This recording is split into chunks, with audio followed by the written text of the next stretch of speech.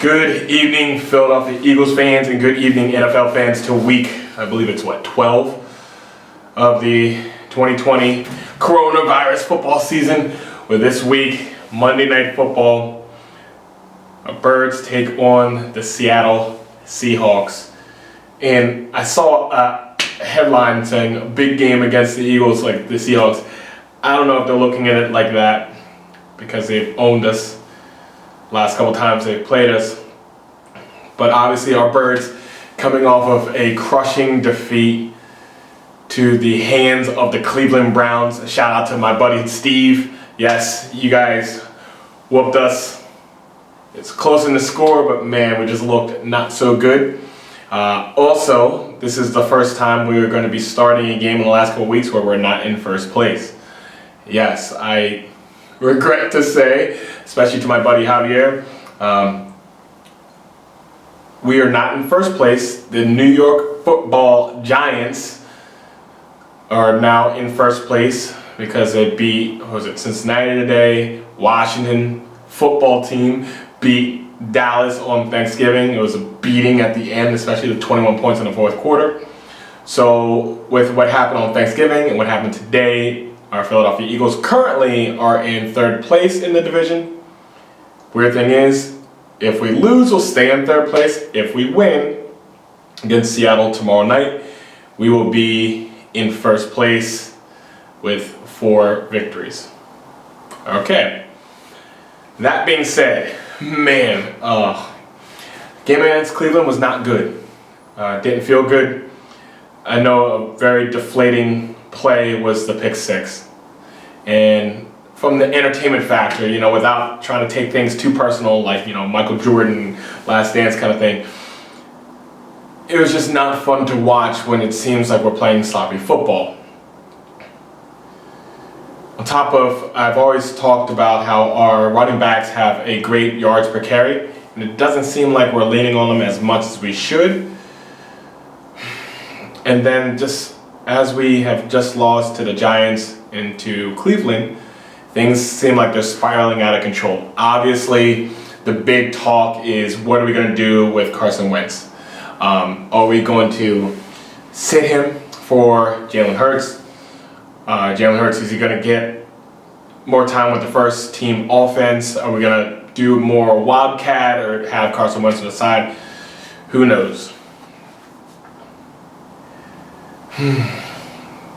There's all sorts of ways I could go with this, but I don't know. I always go just like on feeling. I have lots of stats going on in my head.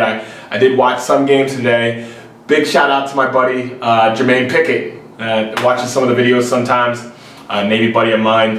He's a 49ers fan, and he definitely is invested in us beating the Seahawks because that helps him in the standings, him and his team in the standings in the NFC West. So even before this video, my buddy Jermaine gave me a shout and said, hey, look, good luck, go Birds, beat the Seahawks. So we got a little extra love for our team from other teams and other fans out there. So thanks, Jello. I appreciate it always. I do have to give a shout out to a buddy, Eric, that I served with too. All of us served on the same sub together. Die-hard Seahawks fan. I always mention this guy because he was a Seahawks fan before they had the 12th man kind of thing that became kind of big when they got good. No, this guy's a really good guy. I hope he gets to see this, Eric. Remember the times we had some good times, we had some good trash talking. I don't know why we start trash talking, because you guys end up crushing us every single time, even back when you had like Sean Alexander and stuff. But good luck tomorrow night from one of your sub brothers. Now let me just go into really just my mindset about this game, because I think that's what I actually bring to the table. Forget all the stats and all the other stuff like that. I have a positive mindset for a reason. Let me share it. It is so easy to get really down on all the different players, the coaching, the play calling, the draft process. I mean, look, we can point to all sorts of stuff. I know I've pointed to the draft process before. Our draft picks looked not so good. A lot of people are pointing to even Jefferson did really well with Minnesota, making it look like a no-brainer why we should have picked him. as opposed to Jalen Rager. There is a safety by the last name of Chin. I think he scored like 2 touchdowns in like 18 seconds or some mess like that, where safety is a position, especially after giving up Malcolm Jenkins. It seems like our draft process isn't good. We give up other guys, like even Nelson Aguilar right now, has like 500 yards receiving. I think only like 29 or 30 receptions, but he has 6 touchdowns. He's even producing better than a lot of the receivers that we drafted or had in the past. Zach Ertz isn't playing. Carson Wentz is not looking good. Deshaun Jackson's injured, same with Alshon Jeffrey. Jason Peters is getting a lot older, and Lane Johnson has been in and out for this season. There's a lot of reasons to be down about this team. Like I said, this is entertainment, but obviously we want to be entertained and have the Eagles win at the same time. It's not necessarily fun to watch our birds lose every week, but I allow myself to always give my Eagles and people just in general a chance to turn it around at any moment. That light can go on at any moment, and what's crazy about this season too, with the NFC East being as horrible as it is, if we go on some kind of streak, like if you look at everybody's schedule, actually Dallas has the easiest schedule, yet they're at the bottom of the division. Like a bunch of teams have to play like the Seahawks and the Saints, and the 49ers are no walk in the park, and neither are the Panthers and stuff. There's a lot, everybody in our division has to play hard games. And all you have to do is get into the playoffs, and if you're hot at the right time, you come run the table.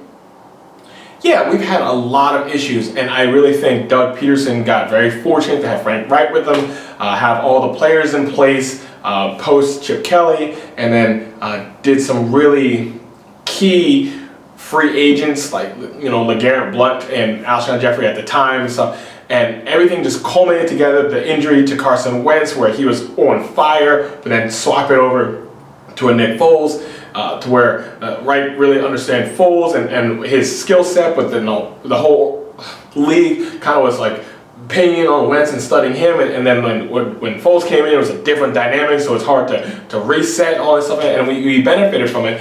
And if you really think about it, we only like 2.5 years ago, we were coming off of a Super Bowl parade. Now, there's part of me that's going to still give our organization the benefit of the doubt, even though we look horrible this year. But what if we just the switch turned on? Like, do you remember where you were when we came back against the Giants, the Miracle at the Meadowlands, when Deshaun Jackson returned the kick? I know exactly where I was, because I was actually on South Broad Street. And I was flipping out, because I'm the kind of person that watches the entire game. Because, yeah, most of the time we might lose a game like that. For the time that we win, you'll remember it forever. It's fun. It's exciting. It's great. It's like, where were you during the Philly special? I know exactly what I was doing. And I know exactly how I felt. I'm like, I'm never going to see a play like that. I'm never going to see a run like that, And that's great. But I want to leave room inside of myself to believe that can happen at any moment. Like, we could run a pretty crazy offense and control the ball and not have crazy turnovers, and then for some weird reason come out with a win against Seattle.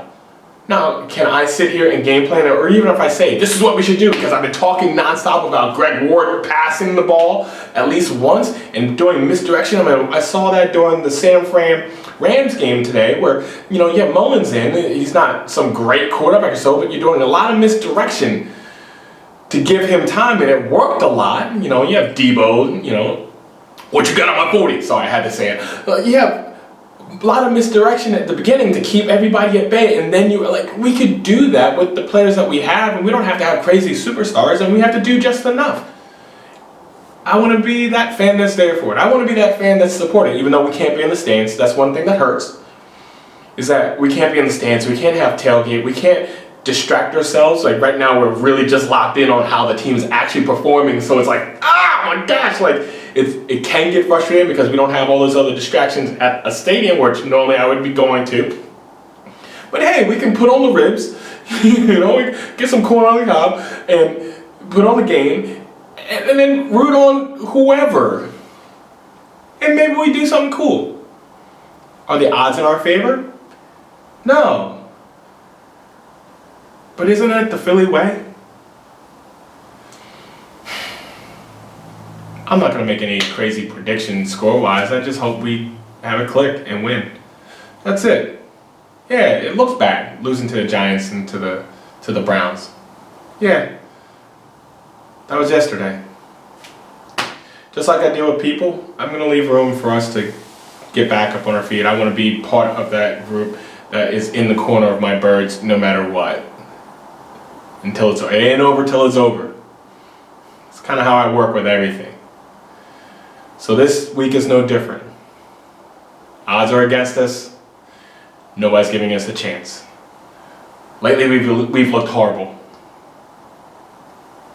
Nobody likes us. But this fan don't care. Let's go Birds, baby. Let's find a way. No excuses. Let's make magic happen. At least for one night. Maybe let it continue. And do something cool here in Philly. And finally beat Russell Wilson, DK Metcalf, and the Seattle Seahawks. Let's go Birds. Have a good night.